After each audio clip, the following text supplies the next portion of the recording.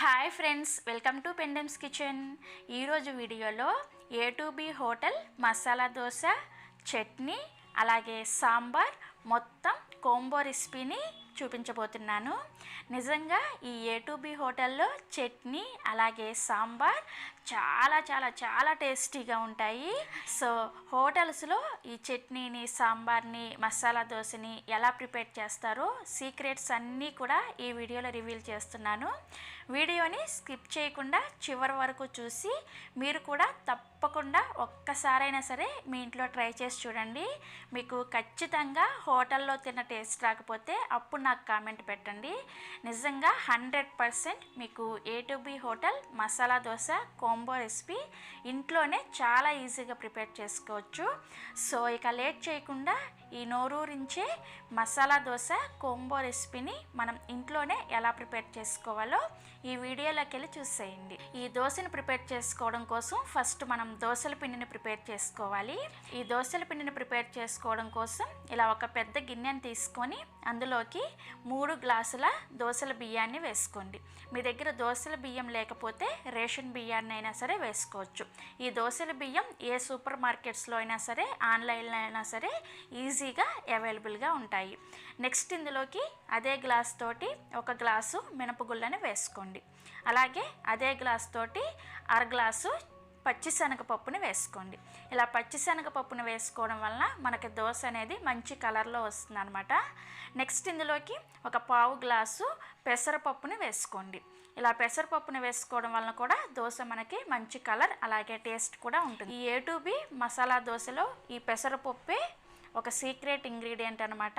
చాలామందికి తెలియదు. సో ఈ పెసరపప్పుని స్కిప్ చేయకుండా వేసుకోవాలి. నెక్స్ట్ 1 గ్లాసు కొద్దిగా మందంగా ఉండే అటుకుల్ని వేసుకోండి. పల్చటి అటుకులు వేసుకున్నారంటే మీకు దోశ అనేది అంత పర్ఫెక్ట్గా రాదనమాట. ఖచ్చితంగా మందంగా ఉండే అటుకుల్నే 1 గ్లాసు వేసుకోవాలి. నెక్స్ట్ ఇందులోకి 1 టీ స్పూన్ మెంతులను కూడా వేసుకోండి. సో ఇంగ్రీడియంట్స్ని మళ్ళీ ఒకసారి రిపీట్ చేస్తాను, చక్కగా నోట్ చేసుకోండి. 3 గ్లాసుల దోశల బియ్యం ఆర్ రేషన్ బియ్యం, అలాగే 1 గ్లాసు మినపగుళ్ళు, 1/2 గ్లాసు పచ్చిశనగపప్పు, అలాగే 1/4 గ్లాసు పెసరపప్పు, 1 గ్లాసు మందంగా ఉండే అటుకులు, అలాగే 1 టీ స్పూన్ మెంతులు. ఇవన్నీ కూడా వేసుకొని వీటిని శుభ్రంగా 3 నుంచి 4 సార్లు చక్కగా కడిగేసేయాలి. అంటే మనకి వాటర్ అనేది క్లీన్గా వచ్చేంత వరకు ఈ పప్పులన్నింటిని కూడా క్లీన్ చేసుకోవాలన్నమాట. ఇలా క్లీన్ చేసుకున్న తర్వాత ఇప్పుడు ఇందులోకి మంచినీళ్ళను పోసుకొని వీటిని కనీసం ఒక 8 గంటల సేపు నానబెట్టుకోవాలి. మనం నార్మల్గా దోశల పిండిని ప్రిపేర్ చేసుకునేటప్పుడు 4-5 గంటల సేపు మాత్రమే నానపెడతాం కదా, కానీ హోటల్స్లో ఖచ్చితంగా ఇలా 8 గంటల సేపు నానపెడతారు. ఇది కూడా ఒక సీక్రెట్ టిప్ అనమాట. ఎందుకు అంటే మనం ఎంత ఎక్కువసేపు నానపెడితే మనకి పప్పులు అనేవి అంత చక్కగా ఉబ్బి మనకి గ్రైండింగ్ అనేది ఈజీగా ఉంటుంది. అలాగే పిండి కూడా చాలా తొందరగా ఫర్మెంటేషన్ జరుగుతుంది అనమాట.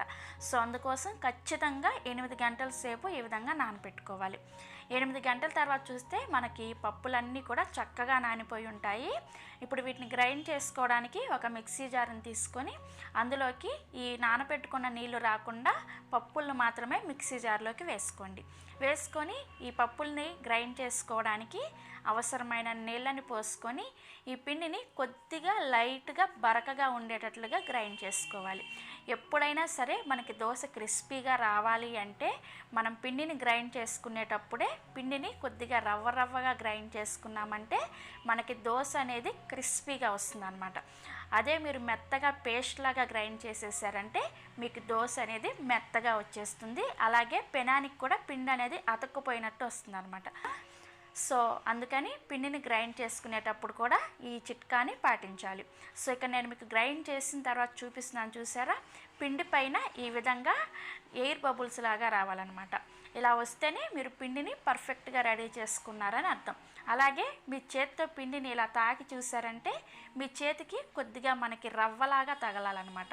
ఇలా రవ్వలాగా తగిలితేనే మనకి పిండి అనేది పర్ఫెక్ట్గా రెడీ అవుతుంది. సో ఇదే విధంగా మిగిలిన పిండిని కూడా గ్రైండ్ చేసుకొని ఒక పెద్ద గిన్నెలోకి వేసుకోండి. సో మనకి దోశల పిండి అనేది రెడీ అయిపోయింది. ఇలా పిండి అంతా కూడా గ్రైండ్ చేసుకున్న తర్వాత ఈ పిండిని మీ చేత్తోనే కనీసం 2 నుంచి 3 నిమిషాల పాటు చక్కగా కలుపుకోవాలి. ఇక్కడ నేను కొద్దిగా ఎక్కువ క్వాంటిటీలోనే ఈ పిండిని ప్రిపేర్ చేస్తున్నాను. మీరు ఒకవేళ తక్కువలో ప్రిపేర్ చేసుకోవాలనుకుంటే నేను చూపించిన మెజర్మెంట్స్కి సగం వేసుకుంటే సరిపోతుంది. ఇలా ఒక 2-3 నిమిషాల పాటు పిండిని మనం చేత్తో కలుపుకోవడం వలన పిండి అనేది చక్కగా పులిసి చక్కగా పొంగుతుందన్నమాట. మీరు గరిటతో కలుపుకోవడం కన్నా కానీ ఇలా చేత్తో కలుపుకుంటేనే పిండి ఫర్మెంటేషన్ అనేది చాలా చాలా చాలా బాగా జరుగుతుంది. ఈ పాయింట్ని కూడా అస్సలు స్కిప్ చేయొద్దు, ఇది కూడా చాలా ఇంపార్టెంట్ పాయింట్ అనమాట.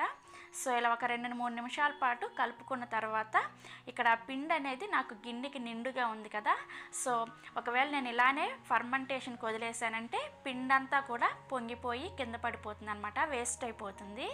సో అందుకోసం ఈ పిండిని వేరొక గిన్నెలోకి సగం వరకు వేసుకుంటున్నాను. వేసుకొని 2 గిన్నెల్లో ఉన్న పిండిని కూడా ఒక 8 నుంచి 10 గంటల సేపు పులియబెట్టుకోవాలి. నేను ఇక్కడ ముందు రోజు నైట్ గ్రైండ్ చేసేసుకొని నైట్ అంతా కూడా ఫర్మెంటేషన్కి వదిలేసాను. నెక్స్ట్ డే ఉదయాన్నే మీకు చూపిస్తున్నాను చూసారా, మనకి పిండి అనేది ఈ విధంగా చక్కగా పొంగి ఉంటుంది అనమాట. ఇలా పొంగితేనే మనకి పిండి అనేది కరెక్ట్గా రెడీ అయిందని అర్థం. సో మనకి పిండి ఇలా పొంగింది కదా, ఈ పిండిని గరిటతో ఎలా పడితే అలా స్పీడ్గా తిప్పేయకుండా నెమ్మదిగా ఒకే డైరెక్షన్లో కలుపుకోండి. ఇలా కలుపుకుంటే మీకు పిండిలో ఏర్పడిన గాలి అనేది పోకుండా ఉంటుందన్నమాట. అప్పుడు దోశ అనేది పర్ఫెక్ట్గా వస్తుంది. మీరు స్పీడ్గా ఎలా పడితే అలా కలిపేస్తే పిండిలో ఏర్పడిన గాలి అంతా పోయి దోశ అనేది గట్టిగా వచ్చేస్తుంది అనమాట. సో ఇది కూడా చాలా ఇంపార్టెంట్ టిప్. పిండిని ఇలా కలుపుకున్న తర్వాత రెండవ గిన్నెలో వేసుకున్న పిండిని కూడా చూపిస్తున్నాను చూసారా, ఇది కూడా చక్కగా పొంగింది. దీన్ని కూడా ఒకసారి నెమ్మదిగా కలుపుకోండి. సో నేనైతే ఈరోజు ఈ చిన్న గిన్నెలో వేసుకున్న పిండిని యూస్ చేసుకుంటాను. ఈ పెద్ద గిన్నెలో ఉన్న పిండిని ఫ్రిడ్జ్లో పెట్టుకొని నెక్స్ట్ 4 నుంచి 5 రోజుల వరకు చక్కగా వాడుకోవచ్చు. పిండి అనేది పులవదనమాట, చాలా టేస్టీగా ఉంటుంది. 4-5 రోజులు కూడా ఫ్రెష్గా ఉంటుంది. సో ఇప్పుడు మనం వాడుకునే పిండిలోకి రుచికి సరిపడా ఉప్పుని వేసుకోండి. అలాగే ఒక 2 నుంచి 3 టేబుల్ స్పూన్ల వరకు బొంబాయి రవ్వని వేసుకోండి. నెక్స్ట్ ఇందులోకి 1 టీ స్పూన్ పంచదారను కూడా వేసుకోండి. బొంబాయి రవ్వ వేయడం వలన మనకి దోశ అనేది బాగా క్రిస్పీగా వస్తుందన్నమాట. అలాగే పంచదారని వేయడం వలన దోశ మంచి రంగు వస్తుందన్నమాట. సో మనకి దోశల పిండి 100% పక్కాగా హోటల్ స్టైల్లో రెడీ అయిపోయింది. సో పిండి కన్సిస్టెన్సీ చూసారా, మనకి ఖచ్చితంగా ఈ విధంగా గరిటె జారుగా ఉండాలన్నమాట. మరీ పల్చగా ఉండకూడదు, అలాగని మరీ తిక్కుగా ఉండకూడదు. ఈ విధంగా మీడియంగా ఉండేలాగా చూసుకోండి. పిండి కన్సిస్టెన్సీ కూడా చాలా ఇంపార్టెంట్ కాబట్టి జాగ్రత్తగా చూసుకొని ఈ విధంగా రెడీ చేసుకోవాలి. సో మనకి దోశల పిండి రెడీ అయిపోయింది. ఈ పిండిని పక్కన పెట్టేసుకొని చట్నీని ప్రిపేర్ చేసుకుందాము. ఈ చట్నీని ప్రిపేర్ చేసుకోవడం కోసం ఒక మిక్సీ జార్ని తీసుకొని అందులోకి 1 ఇంచి అల్లాన్ని ఇలా చిన్న ముక్కలుగా కట్ చేసుకొని వేసుకోండి. నెక్స్ట్ ఇందులోకి 3 వెల్లుల్లి రెబ్బల్ని పైన పొట్టు తీసుకొని వేసుకోవాలి. అలాగే ఒక 3 నుంచి 4 వరకు పచ్చిమిర్చిని వేసుకోండి. మీరు వాడే పచ్చిమిర్చి కనుక కారం తక్కువగా ఉంటే 4-5 వరకు కూడా వేసుకోవచ్చు. అలాగే ఫ్రెష్గా ఉన్న కొబ్బరిని ఇలా చిన్న ముక్కలుగా కట్ చేసుకొని ఒక 1/2 కప్పు వరకు వేసుకోండి. నెక్స్ట్ ఇందులోకి వేయించి పొట్టు తీసిన పల్లీలని ఒక 1/4 కప్పు వరకు వేసుకోవాలి. అలాగే ఒక 1/2 టీ స్పూన్ దాకా జీలకర్ర, మీ రుచికి సరిపడా ఉప్పును కూడా వేసుకొని కొద్దిగా కొత్తిమీరని కాడలతో సహా వేసుకోండి. ఇలా కొత్తిమీరని కాడలతో సహా వేసుకోవడం వల్లనే ఈ చట్నీకి మంచి టేస్ట్ వస్తుంది అనమాట. కాబట్టి ఈ కొత్తిమీరని అస్సలు స్కిప్ చేయొద్దు. ఇలా అన్నీ వేసుకొని ఇందులో అవసరమైన నీళ్ళని పోసుకొని చట్నీని గట్టిగా గ్రైండ్ చేసుకోవాలి. ఈ గట్టి చట్నీయే ఈ హోటల్లో చాలా ఫేమస్ అనమాట. నిజంగా చాలా చాలా టేస్టీగా ఉంటుంది. దీనికి తాలింపు పెట్టాల్సిన అవసరం కూడా ఏమీ లేదనమాట. ఇదే విధంగా సర్వ్ చేస్తారు. మీకు ఒకవేళ కావాలి అనుకుంటే పెట్టుకోండి. సో నేనైతే తాలింపు అనేది పెట్టట్లేదు. 100% పక్కా హోటల్ స్టైల్లో చట్నీ రెడీ అయిపోయింది. సో మనకి దోశల పిండి రెడీ అయిపోయింది, చట్నీ కూడా రెడీ అయిపోయింది. ఇప్పుడు మనం A2B హోటల్లో చేసే సీక్రెట్ సాంబార్ రెసిపీని చూద్దాము. ముందుగా ఈ సాంబార్ని ప్రిపేర్ చేసుకోవడం కోసం ఒక మసాలా పేస్ట్ని ప్రిపేర్ చేసుకోవాలన్నమాట. ఆ మసాలా పేస్ట్ని ప్రిపేర్ చేసుకోవడం కోసం స్టవ్ ఆన్ చేసి ఒక కడాయిని పెట్టుకొని అందులోకి 2 టీ స్పూన్ల నూనెను వేసుకొని వేడి చేసుకోండి. నూనె వేడైన తర్వాత 1/2 టీ స్పూన్ జీలకర్ర, 1 టీ స్పూన్ మినపగుళ్ళు, అలాగే 2 టీ స్పూన్ల పచ్చిశనగపప్పుని వేసుకొని వీటిని లైట్గా రంగు మారే వరకు లో ఫ్లేమ్లో ఫ్రై చేసుకోవాలి. ఇవి ఇలా కొద్దిగా లైట్గా రంగు మారేటప్పుడు ఇందులోకి ఒక ఎండుమిర్చిని ఇలా సగానికి తుంచుకొని వేసుకొని ఫ్రై చేసుకోవాలి. నెక్స్ట్ ఇందులోకి 1 ఇంచు అల్లాన్ని ఇలా ముక్కలుగా కట్ చేసుకొని వేసుకోవాలి. అలాగే 4 నుంచి 5 వరకు వెల్లుల్లి రెబ్బల్ని పైన పొట్లు తీసుకొని వేసుకోండి. అలాగే ఒక 2 నుంచి 3 వరకు పచ్చిమిర్చిని ఇలా కట్ చేసుకొని వేసుకోవాలి. మీరు ఒకవేళ కారం ఎక్కువగా తినే వాళ్ళైతే 4-5 పచ్చిమిర్చి కూడా వేసుకోవచ్చు. ఇవన్నీ వేసుకొని ఒకసారి కలుపుకొని ఒక 2 నుంచి 3 నిమిషాల పాటు లో ఫ్లేమ్లో ఫ్రై చేసుకోవాలి. సో ఒక 2-3 నిమిషాల పాటు ఫ్రై చేసుకున్న తర్వాత ఒక అరకప్పు వరకు పచ్చి కొబ్బరిని వేసుకోవాలి. ఇలా పచ్చి కొబ్బరి ముక్కల్ని వేసుకొని ఒకసారి అంతా కూడా చక్కగా కలుపుకున్న తర్వాత ఇందులోకి మీ రుచికి సరిపడా ఉప్పు, అలాగే 1/2 టీ స్పూన్ మెంతుల్ని వేసుకోండి. మెంతుల్ని ఫస్ట్లో వేసుకోకూడదు, ఇలా చివర్లోనే కొద్దిగా అంటే కొద్దిగా 1/2 టీ స్పూన్ కన్నా కానీ తక్కువగా వేసుకున్నా నో ప్రాబ్లం, ఎక్కువగా మాత్రం వేసుకోవద్దు. అలాగే ఈ మెంతుల స్టెప్ అనేది అస్సలు మిస్ అవ్వద్దు. ఇలా లాస్ట్లో మెంతులను వేసుకోవడం వల్లే ఈ సాంబార్ టేస్ట్ చాలా చాలా చాలా బాగుంటుందన్నమాట. సో ఇలా మెంతులను కూడా వేసుకొని ఒకసారి అంతా కూడా కలుపుకొని వీటిని కనీసం ఒక నిమిషం పాటు ఫ్రై చేసుకోండి. 1 నిమిషం ఫ్రై చేసుకున్న తర్వాత స్టవ్ ఆఫ్ చేసేసి ఈ మిశ్రమాన్ని పూర్తిగా చల్లారనివ్వాలి. ఈ మిశ్రమం పూర్తిగా చల్లారిన తర్వాత మిక్సీ జార్లో వేసుకొని కొద్దిగా నీళ్ళని వేసుకొని మసాలా పేస్ట్ లాగా రెడీ చేసుకొని పక్కన పెట్టుకోండి. నేను ఆ స్టెప్ అనేది చూపించట్లేదు అనమాట, వీడియో లెంత్ అనేది ఇప్పటికే ఎక్కువైపోతుంది కదా, సో అందుకోసము నేను ఈ పేస్ట్ చేసే ప్రాసెస్ అనేది చూపించట్లేదు. నెక్స్ట్ సాంబార్ ప్రిపరేషన్ కోసం స్టవ్ మీద ఒక పెద్ద గిన్నెను పెట్టుకొని అందులోకి 2 టీ స్పూన్ల నూనెను వేసుకొని వేడి చేసుకోండి. నూనె వేడైన తర్వాత 1 టీ స్పూన్ ఆవాలు, 1 టీ స్పూన్ జీలకర్రను వేసుకొని ఫ్రై చేసుకోవాలి. ఇవి కొద్దిగా ఫ్రై అయిన తర్వాత ఇందులోకి 1 టీ స్పూన్ వెల్లుల్లి పేస్ట్ని వేసుకోవాలి. ఇందులో అల్లం వెల్లుల్లి పేస్ట్ కలిపి వేయకూడదు, ఓన్లీ ఒక 5-6 వెల్లుల్లి రెబ్బల్ని పైన పొట్టు తీసేసి వాటిని ఇలా కచ్చాపచ్చాగా దంచుకొని వెల్లుల్లిని వేసుకున్న తర్వాత వీటిని కొద్దిగా ఫ్రై చేసుకొని ఒక మీడియం సైజ్ ఉల్లిపాయని ఇలా పొడవుగా ముక్కలుగా కట్ చేసుకొని వేసుకొని ఈ ఉల్లిపాయని 1 నిమిషం పాటు ఫ్రై చేసుకోవాలి. సో ఉల్లిపాయ మనకి ఇలా కొద్దిగా ఫ్రై అయ్యేటప్పుడు ఒక మీడియం సైజ్ క్యారెట్ని ఇలా ముక్కలుగా కట్ చేసుకొని వేసుకోండి. ఈ క్యారెట్ని కూడా 1 నిమిషం పాటు ఫ్రై చేసుకొని తర్వాత ఒక మీడియం సైజ్ బంగాళదుంపని ఇలా చిన్న ముక్కలుగా కట్ చేసుకొని వేసుకోవాలి. అలాగే ఒక మీడియం సైజ్ టమోటాని కూడా ముక్కలుగా కట్ చేసుకొని వేసుకోండి. ఇలా కూరగాయ ముక్కలను వేసుకున్న తర్వాత ఇందులోకి మీ రుచికి సరిపడా ఉప్పుని వేసుకోండి. ఇలా ఉప్పుని కూడా వేసుకొని అంతా కూడా చక్కగా కలుపుకున్న తర్వాత మూత పెట్టేసి వీటిని 5 నిమిషాల పాటు మీడియం ఫ్లేమ్లో ఉడికించుకోవాలి. సో ఒక 5 నిమిషాల పాటు ఉడికిన తర్వాత మూత తీసి మీకు చూపిస్తున్నాను, చూసారా, మనకి ముక్కలు అనేవి చక్కగా ఒక 80% వరకు కుక్ అయి ఉంటాయి అన్నమాట.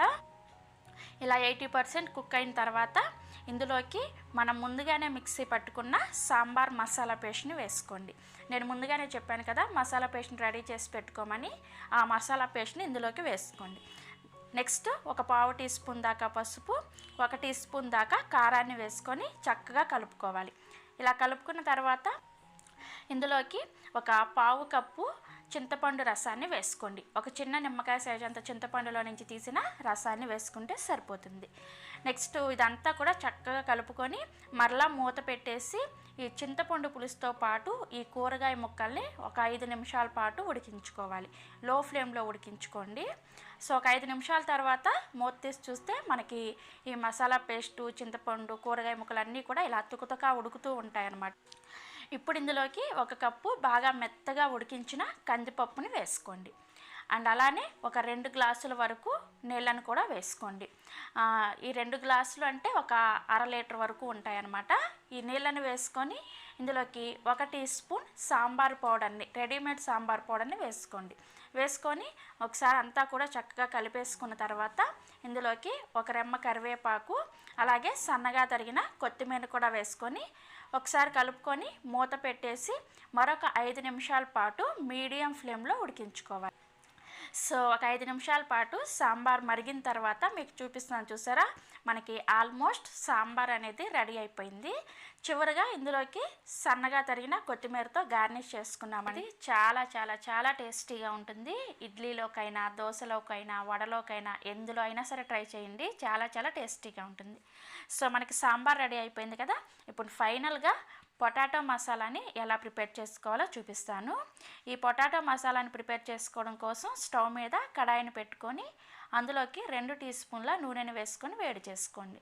నూనె వేడైన తర్వాత ఇందులోకి 1 టీ స్పూన్ ఆవాలు వేసుకొని ఆవాలు చిట్చిటలాడిన తర్వాత 1 టీ స్పూన్ పచ్చిశనగపప్పు, అలాగే 1/2 టీ స్పూన్ జీలకర్ర, 3 నుంచి 4 వరకు పచ్చిమిర్చిని ఇలా చిన్నగా ముక్కలుగా కట్ చేసుకొని వేసుకోవాలి.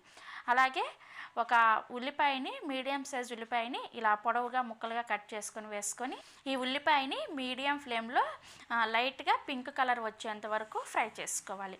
చూడండి, మనకి ఉల్లిపాయలు ఇలా చక్కగా పింక్ కలర్లోకి వచ్చిన తర్వాత ఇప్పుడు ఇందులోకి 1 టీ స్పూన్ అల్లం పేస్ట్ని వేసుకోండి. ఇక్కడ వెల్లుల్లి పేస్ట్ని వేసుకోకూడదు.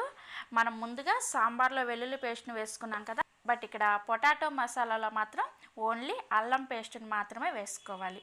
ఇలా అల్లం పేస్ట్ని వేసుకొని ఈ అల్లం పచ్చివాసన పోయేంత వరకు లో ఫ్లేమ్లో ఫ్రై చేసుకోవాలి. తర్వాత ఇందులోకి రుచికి సరిపడా ఉప్పును కూడా వేసుకొని ఒకసారి కలుపుకొని 1/2 టీ స్పూన్ పసుపును కూడా వేసుకోండి. తర్వాత ఇందులోకి ఒక మీడియం సైజ్ టమోటాని ఇలా ముక్కలుగా కట్ చేసుకొని వేసుకొని ఒకసారి అంతా కూడా చక్కగా కలిపేసుకొని మూత పెట్టేసి ఈ టమోటా ముక్కలు మెత్తబడేంత వరకు ఒక 3-4 నిమిషాల పాటు లో ఫ్లేమ్లో ఉడికించుకోవాలి. సో ఒక 3-4 నిమిషాల తర్వాత మూత తీసి చూస్తే మనకి టమోటాలు చక్కగా ఉడికిపోయి ఉంటాయి. ఇప్పుడు ఇందులోకి ముందుగానే ఉడికించి పైన పొట్టు తీసేసి మ్యాష్ చేసుకున్న 2 మీడియం సైజ్ బంగాళదుంపల్ని వేసుకోండి. వేసుకొని అంతా కూడా చక్కగా కలిపేసుకొని ఇందులోకి ఒక 1/2 టీ స్పూన్ గరం మసాలాని వేసుకోండి. ఇలా గరం మసాలాని వేసుకున్న తర్వాత సన్నగా తరిగిన కొత్తిమీర కూడా కొద్దిగా వేసుకొని ఒక అరచెక్క నిమ్మరసాన్ని వేసుకోండి. ఇలా నిమ్మరసాన్ని వేసుకొని మొత్తం అంతా కూడా చక్కగా కలిపేసుకొని మూత పెట్టేసి లో ఫ్లేమ్లో మాత్రమే ఒక 2 నిమిషాల పాటు ఉడికించుకోవాలి. ఇలా నిమ్మరసాన్ని వేసుకున్న తర్వాత ఫ్లేమ్ని హైలో పెట్టుకున్నారంటే మీ పొటాటో మసాలా మొత్తం కూడా చేదుగా అయిపోతుంది అనమాట. సో అందుకోసం కేవలం లో ఫ్లేమ్లోనే ఒక 2 నిమిషాల పాటు ఉడికించుకొని స్టవ్ ఆఫ్ చేసేస్తే మనకి పొటాటో మసాలా రెడీ అయిపోతుంది. చూసారా, చూస్తేనే నోట్లో నీళ్ళు ఊరుతున్నాయి కదా. చాలా చాలా చాలా టేస్టీగా ఉంటుంది. ఈ A2B హోటల్ మసాలా తప్పకుండా ట్రై చేయండి. సో మనకి దోశల పిండి రెడీ అయిపోయింది, చట్నీ రెడీ అయిపోయింది, సాంబార్ రెడీ అయిపోయింది, అలాగే పొటాటో మసాలా కూడా రెడీ అయిపోయింది. ఇక ఏ మాత్రం ఆలస్యం చేయకుండా మనం మసాలా దోశని వేసేసుకుందాం. ఈ దోశను వేసుకోవడం కోసం స్టవ్ మీద దోశల పెనాన్ని పెట్టుకొని మీడియం ఫ్లేమ్లో వేడి చేసుకోవాలి. ప్యాన్ బాగా వేడైన తర్వాత ఈ ప్యాన్ పైన కొద్దిగా నీళ్ళని చిలకరించుకొని టిష్యూ పేపర్తో కానీ కాటన్ క్లాత్తో కానీ క్లీన్ చేసేయండి. ఇలా చేయడం వల్ల దోశ ప్యాన్ అనేది కొద్దిగా వేడి తగ్గుతుంది అనమాట.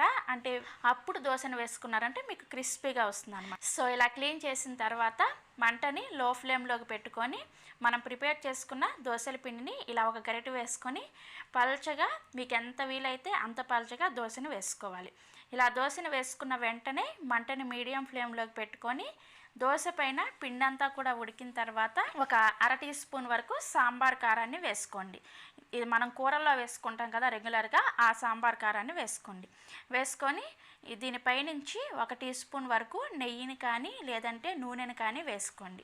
ఇలా నూనెని కానీ నెయ్యిని కానీ వేసుకున్న తర్వాత ప్యాన్ని అటు ఇటు తిప్పుతూ ఈ నూనెని దోశ అంతా కూడా ఈ వీడియోలో చూపిస్తున్న విధంగా ఈవెన్గా స్ప్రెడ్ చేసుకోవాలి. ఇలా ఈవెన్గా స్ప్రెడ్ చేసుకుంటూ దోశ ప్యాన్ని అటు ఇటు తిప్పుకోవడం వలన దోశ అనేది మధ్యలో ఎర్రగా వచ్చేసి అంచుల వెంబడి తెల్లగా లేకుండా ఈవెన్గా ఒకే కలర్లో ఫ్రై అవుతుంది అనమాట. సో దోశ అంతా కూడా ఇలా చక్కగా ఎర్రగా కాలిన తర్వాత ఈ దోశ పైన మనం ముందుగా ప్రిపేర్ చేసుకున్న పొటాటో మసాలాని ఇలా పెట్టుకొని ఈ వీడియోలో చూపిస్తున్న విధంగా ఇలా ఫోల్డ్ చేసుకొని సర్వింగ్ ప్లేట్లోకి తీసుకొని సర్వ్ చేసుకోండి. దోశ చూస్తేనే మీ నోట్లో నీళ్ళు ఊరిపోతున్నాయి కదా. చాలా చాలా టేస్టీగా ఉంటుంది. ఈ దోశని మనం ప్రిపేర్ చేసుకున్న చట్నీతో అలాగే సాంబార్తో సర్వ్ చేసుకొని ఎంజాయ్ చేయండి. మీ ఇంట్లో వాళ్ళు తప్పకుండా మిమ్మల్ని అప్రిషియేట్ చేస్తారనమాట. ఖచ్చితంగా మీకు 100% హోటల్ స్టైల్లో వచ్చి తీరుతుంది. సో ట్రై చేస్తారు కదా, మీరు ఎప్పుడు ట్రై చేస్తున్నారో కింద కామెంట్ సెక్షన్లో నాతో షేర్ చేసుకోండి. అలాగే మరిన్ని Emmy taste and secret recipes కోసం పెండెమ్స్ కిచెన్ని సబ్స్క్రైబ్ చేసుకోండి. Thank you.